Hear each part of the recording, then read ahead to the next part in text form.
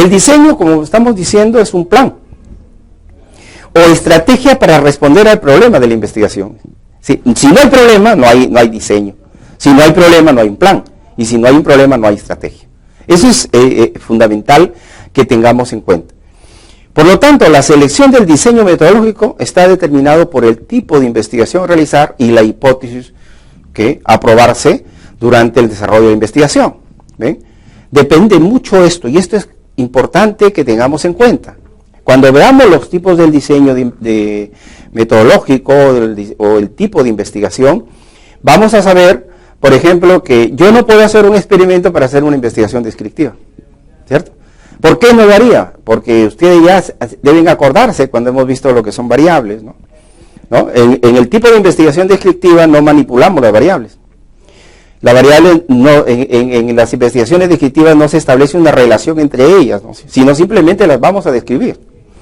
Nos interesa conocer las variables, pero no las vamos a relacionar como sí sucede en el correlacional, pero tampoco en ese caso se puede hacer un diseño experimental. Lo que sí sucede en algunos de los estudios explicativos o causales, ¿ven? Por eso es importante que quede claro la clave que tiene que ver con el tipo de investigación. Depende si nuestra investigación es descriptiva, correlacional, explicativo, de comparación, vamos a tener que definir, por ejemplo, el tipo de diseño que vamos a seguir, por ejemplo. Y sobre todo, y más importante también, la hipótesis que va a aprobarse durante la investigación. Por eso, podemos decir entonces que hay dos tipos de diseño. El diseño experimental, como ya más o menos un poco nos hemos adelantado, es donde el investigador de manera deliberada va a manipular las variables independientes. Acuérdense que las variables independientes son las causas de un efecto, ¿cierto? Si el efecto es la reducción de las exportaciones textiles, entonces nosotros podemos manipular las causas que han motivado que haya una reducción de las exportaciones textiles. O por ejemplo, si hay una baja productividad, un bajo rendimiento en un cultivo, nosotros podemos manipular de manera liberada las causas que dan como efecto que hay un bajo rendimiento por hectárea, ¿no? Como vamos a ver ahora un ejemplo. Entonces es donde nosotros podemos manipular las variables independientes que son las causas que tienen un determinado efecto. En consecuencia, los diseños experimentales solo se pueden realizar para aquellos tipos de problemas o de hipótesis explicativas causales, ¿no es cierto? ¿Por qué? Porque lo que nos interesa a nosotros es, a través del experimento, medir el efecto en las variables dependientes, o sea, en las consecuencias, bajo una situación de control. Control, o sea, ya está bajo el control del investigador. Si este fuera, por ejemplo, una hectárea, una parcela, el investigador en esta parcela va a hacer el experimento, va a hacer la investigación y va a controlar, por ejemplo, cómo va el proceso de, si es, por decir un ejemplo, una sustitución de una variedad de un cultivo, ¿no? Poder hacer el seguimiento desde que siembra, ¿no? a esa variedad y todo su proceso hasta el momento de la cosecha, ¿no? Entonces puede llevar el control de la cantidad de pesticidas, fungicidas, control de plagas, control de enfermedades, riego, etcétera, etcétera, ¿no? Hay una situación de control, ¿no? Y además también va a haber una situación de una parcela de testigo con las técnicas tradicionales que tiene el agricultor para poder comparar y evaluar y medir al final el resultado y demostrar que ese experimento, bajo una situación de control, se ha logrado un mayor rendimiento por hectárea, por ejemplo, que esa situación en la parcela testigo, sin manipulación del investigador deliberadamente, sino con las tradiciones que tiene el agricultor en ese tipo de siembra y cultivo.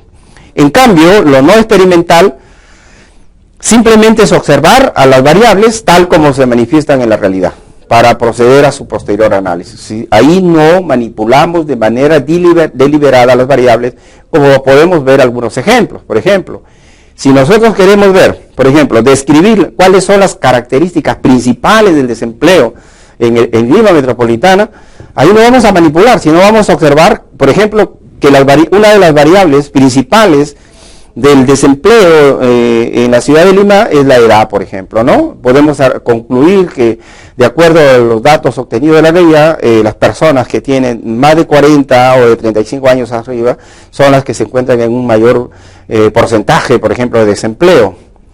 Puede ser que el desempleo predomine más en los hombres que en las mujeres, ¿ve? Entonces estamos observando la variable, por ejemplo, el desempleo. En la edad, nos interesa saber en qué edades es donde hay más desempleo, el sexo, si es en lo femenino o en lo masculino, puede ser la universidad de procedencia, etcétera, etcétera, para posteriormente proceder al análisis como lo estamos más o menos haciendo. Vamos a hacer un pequeño ejemplo. Por ejemplo, lo que me interesa es que quede bien claro en la diapositiva que estamos observando, por ejemplo, el diseño experimental.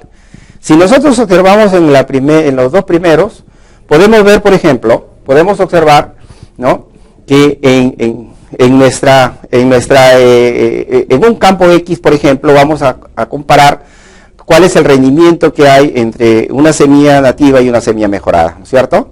Entonces nosotros podemos observar que en promedio, casi en toda la sierra del Perú, en zonas de secano principalmente, ¿no?, la semilla nativa tiene un rendimiento promedio por hectárea de 7 toneladas, ¿correcto? Mientras que las semillas mejoradas, por ejemplo, tienen un promedio de 60 toneladas por hectárea. Entonces, si la intención del investigador es lograr un mayor rendimiento por hectárea, ¿no es cierto?, podría manipularse, como estamos observando, una de las causas que la semilla nativa, sustituir la semilla nativa por semilla mejorada. Al sustituir esta semilla nativa por semilla mejorada, podemos observar que el rendimiento lógicamente se ha incrementado tremendamente, ¿no es cierto?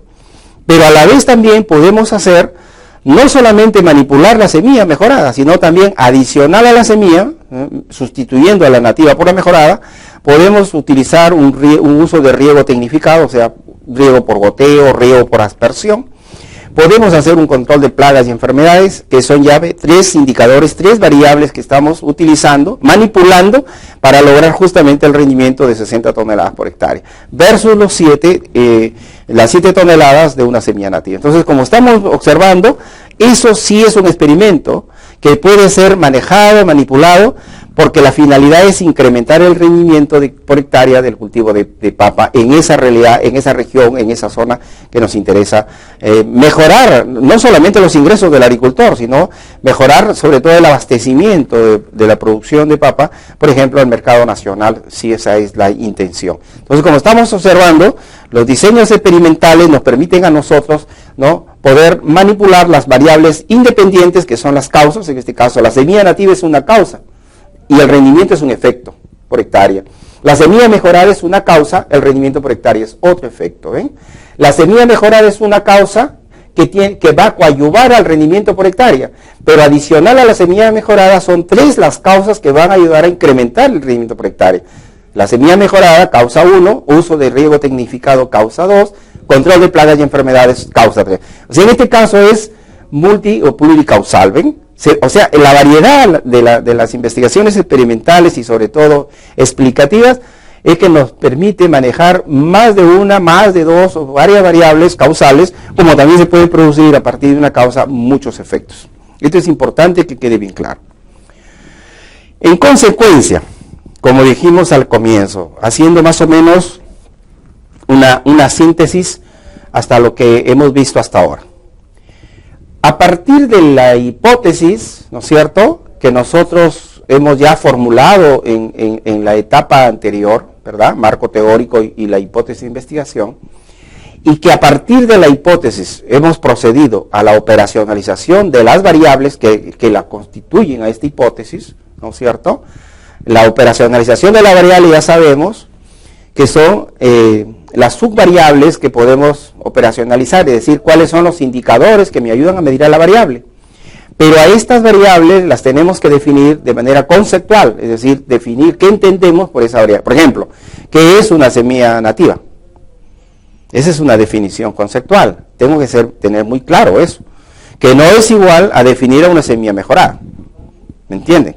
O por ejemplo, si yo quiero definir la variedad, esta semilla es precoz y esta es tardía, tenemos que ser bien claros a la hora de definir ese término, precocidad o tardío. Precocidad quiere decir que la precocidad estaría en que, por ejemplo, por lo general una variedad nativa demora 9 meses, entre 9 y 10 meses entre la siembra y la cosecha. En cambio, la variedad precoz, porque por lo general son las mejoradas, pueden, entre la siembra y la cosecha puede ser en 3 meses, o sea, es precoz, se adelanta, en menor tiempo e incluso con un mayor rendimiento por hectárea, ¿no es cierto? Mientras que lo tardío es lo otro, o sea, que demora mucho más tiempo en poder obtenerse, por ejemplo, una cosecha de ese cultivo, ¿no? Entonces, eso hay que definirlo bien claro, ¿no? O sea, por eso es importante la definición conceptual y lo operacional.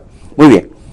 Pero el gráfico que estamos observando, ¿qué es lo que estamos viendo? Que es a partir, si la hipótesis de nosotros, por ejemplo, fuera descriptiva, nuestro diseño va a ser no experimental, ¿correcto? Si nuestra hipótesis fuera correlacional, ¿no? Nuestro tipo de investigación fuera correlacional, por lo tanto, nuestro tipo de diseño va a ser también no experimental. Pero si nuestra investigación, nuestra hipótesis y el tipo de investigación al que corresponde esa hipótesis fuera explicativa, puede darse los dos casos. Que la investigación o bien puede ser experimental, como también puede ser no experimental. Ustedes me dirán por qué. Porque hay hipótesis explicativas en las cuales no se puede manipular la variable porque son ya de hechos acaecidos o hechos que ya han sucedido y que por más que los manipulemos ya no vamos a poder variar o alterar el efecto. Eso es importante que nosotros lo veamos. Por ejemplo, si nosotros podríamos decir que, por ejemplo, el nivel educativo de los padres es la causa del bajo rendimiento de un alumno, imagínense, tendríamos que hacer que el padre entre pues a primaria, termine todos los 5 años de primaria, secundaria, superior, para después nosotros decir que al incrementar el nivel educativo de los padres se mejoró el rendimiento académico del alumno. Entonces, es algo imposible porque pueden haber pasado muchos casos. El padre puede llegar a tener el grado universitario y el muchacho de repente ya abandonó la universidad hace más de 10 años atrás, ¿no es cierto? Entonces, ya no se puede manipular esa variable, ¿no? No se puede manipular esa causa para variar el efecto, ¿no? Definitivo, ¿no?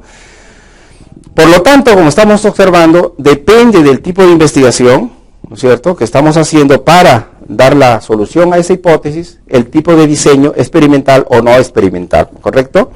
Y es clave porque a partir de ese tipo de diseño, ya sea experimental o no experimental, es que vamos posteriormente a nosotros a determinar cuál es el muestreo, o sea, cómo seleccionar a nuestra muestra, mediante qué métodos, probabilísticos o no probabilísticos. Eso lo vamos a ver justamente en el tema número 2.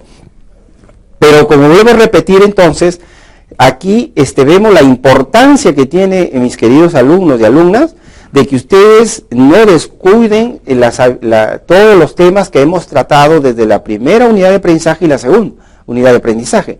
Porque como están viendo ustedes, esto es muy importante y es elemental y fundamental, porque si no han logrado ustedes esas capacidades, vamos a tener problemas al momento de hacer el diseño metodológico de nuestra investigación. Tienen que ustedes ya tener muy claro que si mi hipótesis descriptiva es correlacional, es de comparación de grupos o es explicativa, etcétera. Eso ya no puede haber duda. Ya no podemos estar en este momento diciendo que es una descripción, o que es correlacionar, o que es explicar. Eso ya lo debemos de tener claro, ¿cierto? Ya no podemos en esta unidad estar con esas dudas, porque ya hemos debido haber desarrollado todos los ejercicios y haber concurrido a consultar las lecturas que se han recomendado justamente en cada uno de las unidades de aprendizaje, ¿verdad? Y haber resuelto las autoevaluaciones. Entonces, esas son habilidades que han debido ya haber sido logradas. Con ello es que entramos al tipo de diseño para que ya podemos definirlo ahora, si tu investigación va a ser o no experimental, y para luego entrar a lo que es el muestreo, si es probabilístico o no probabilístico. Entonces, hasta aquí nos vamos a quedar ahora para luego entrar al tema 2, que inmediatamente después de esto vamos a tratar, ¿ya? Nos vemos dentro de un momento entonces.